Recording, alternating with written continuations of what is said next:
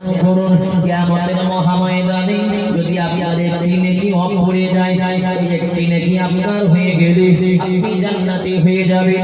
কিতাবে ভিতরে এসেছে বান্দা যখন ছুটে ছুটে ওই শ্মশানের কাছে পৌঁছে যাবে, যে শ্মশানকে সমাধি প্রতিষ্ঠিত করবার জন্য আল্লাহর হুকুমকে অমান্য করেছে, নামাজ না পড়ে সন্তানকে এমনি করে টাকার মালিক বানানোর জন্য বড় হাড় ভাঙা খাটুনি করেছে, মাথার ঘাম পায়ে ফেলেছে, কত কষ্ট পরিশ্রম করেছে, একটাই কারণ সন্তানকে প্রতিষ্ঠিত করবে।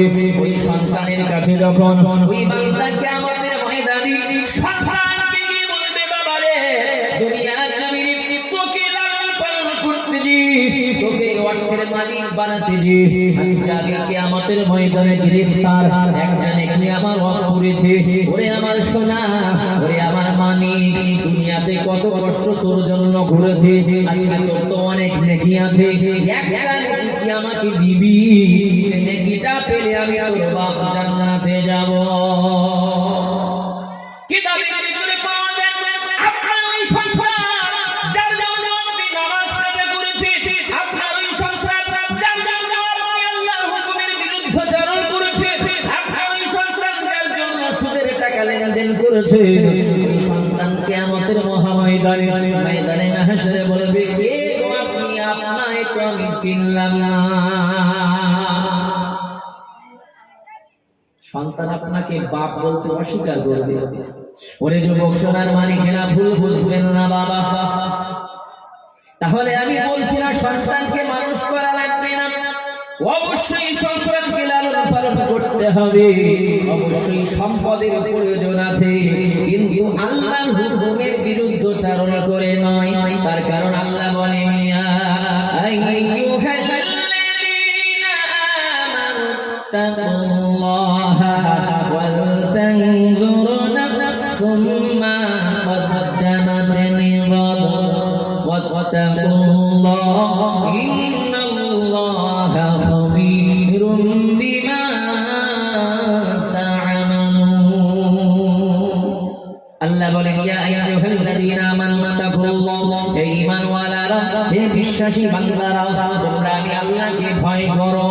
ওয়াল তানজুর নাফসুম মা কদ্দামাত লিগাদ, আর প্রত্যেক মুমিনের উচিত হবে কিয়ামতের মহাময়দানের জন্য কি পাথেয় সে সংগ্রহ করেছে তার জন্য একটু চিন্তা ভাবনা করা। আল্লাহ বললেন প্রত্যেক মুমিনের উচিত হবে যে কিয়ামতের ময়দানের জন্য পৃথিবীতে কি সম্পদ অর্জন করেছে, কি পাথেয় অর্জন করেছে, সেজন্য একটু চিন্তা ভাবনা করা। আবার বললেন, তাকুল্লাহ, তোমরা আমাকে ভয় করো, ইন্নাল্লাহা খাবীরুম বিমা তা'মালুন, কারণ আমি আল্লাহ তোমাদের সব কাজ, সব কর্ম, সব কিছুর খবর আমি আল্লাহ রাখি। চিৎকার দিয়ে বলুন সুবহানাল্লাহ। আবার চাচা রাতের অন্ধকারে সুদের টাকা গণে আমার আল্লাহ কি দেখতে পায়? চাচা গোপনে গোপনে লোকের মারফত 30 টাকার টিকিট কাটে কোটিপতি হওয়ার জন্য, আমার আল্লাহ দেখতে পায় না? অনেক মুসলমান যুবক আছে ওই মাঠের মাঝখানে গিয়ে মদ খাচ্ছে ঢক ঢক করে, মানুষের চোখের অন্তরালে। আবার আল্লাহ চোখ ফাঁকি দিতে পারেন? আল্লাহ বলেন, নাহানু আকরাবু ইলাইহি মিন হাবলিল ওয়ারিদ, আমি বান্দার ঘাড়ের শিরা অপেক্ষা নিকটে অবস্থিত। বান্দা রাতের অন্ধকারে যেখানে গোপনে যে কাজ করুক না কেন, কেউ দেখুক আর না দেখুক, কে দেখেন? বাবা আমার আল্লাহ। ভাইজান আমার, আব্বা জানেরা, ভুল বুঝবেন না বাবা। আল্লাহ বললেন, বান্দারি কিয়ামতের মহাময়দানের জন্য কি অর্থ তুমি কি পাথর সংগ্রহ করেছো, প্রত্যেক বান্দার একটু চিন্তা করা উচিত। আমরা কোনদিন চিন্তা করেছি যে আমাদের কবরে যেতে হবে, কি নিয়ে যাব? চিন্তা করেছি? যদি আমরা চিন্তা করতাম প্রত্যেক মুসলমানের মুখে এক মুষ্টি দাড়ি দেখতে পেতাম, যদি আমরা কবরে চিন্তা করতাম মসজিদে নামাজের জায়গা দেওয়া যেত না, যদি আমরা কবরের চিন্তা করতাম চাচা এমনি করে টিভির দোকানে বসে চা কিনতো না, যদি আমরা মরণের চিন্তা করতাম এমনি করে সুদের টাকা লেনদেন করতাম না, যদি মরণের চিন্তা করতাম বন্ধনের টাকা লেনদেন করতো না, যদি কবরের কথা চিন্তা করতাম এমনি করে আমরা নামাজ ছাড়তাম না। এক কথায় আমরা তো মরণের চিন্তা করি না রে বাবা, কবরের চিন্তা করি না।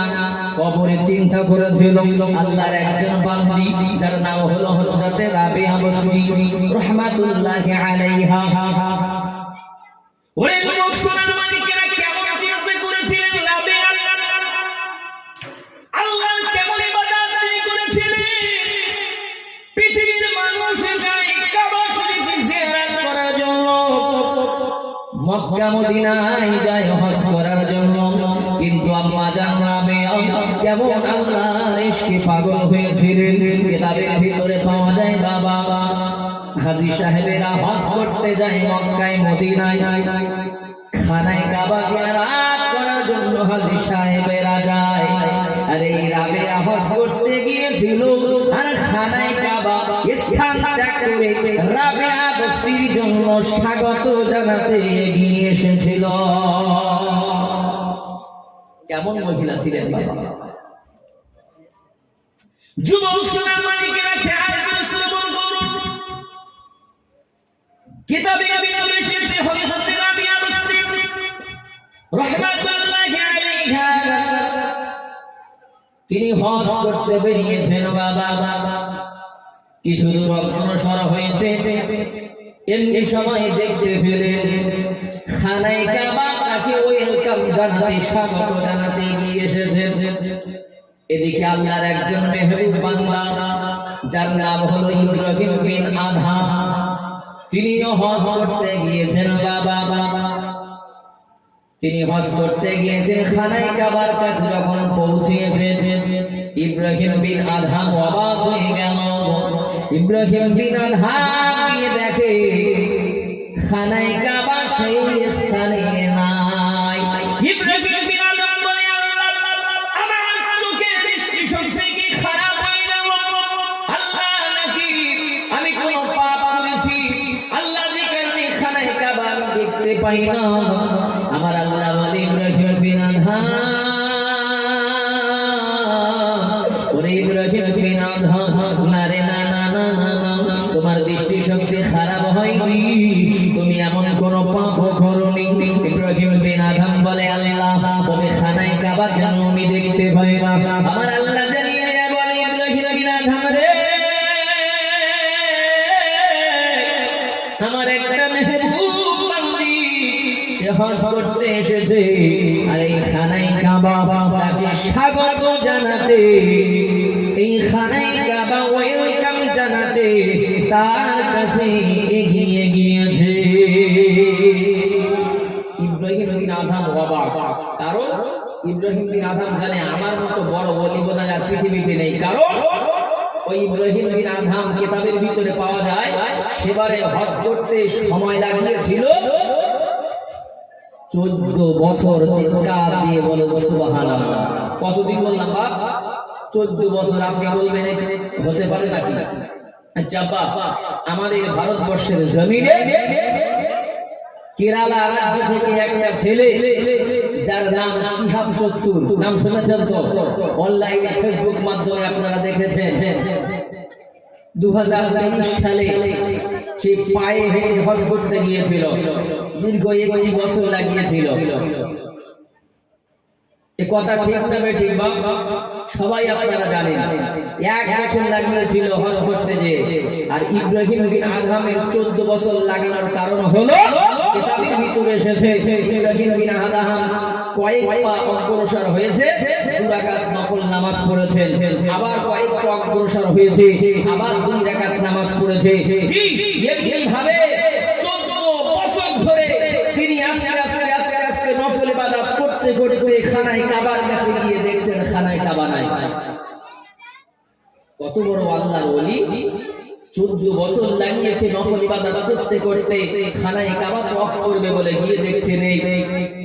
আর রাবেয়া বসরি কেমন মহিলা, যার জন্য খানায়ে কাবা স্বয়ং স্থান ত্যাগ করে তাকে ওয়েলকাম জানাতে নিয়ে গেছে। চিৎকার দিয়ে বলুন সুবহানাল্লাহ।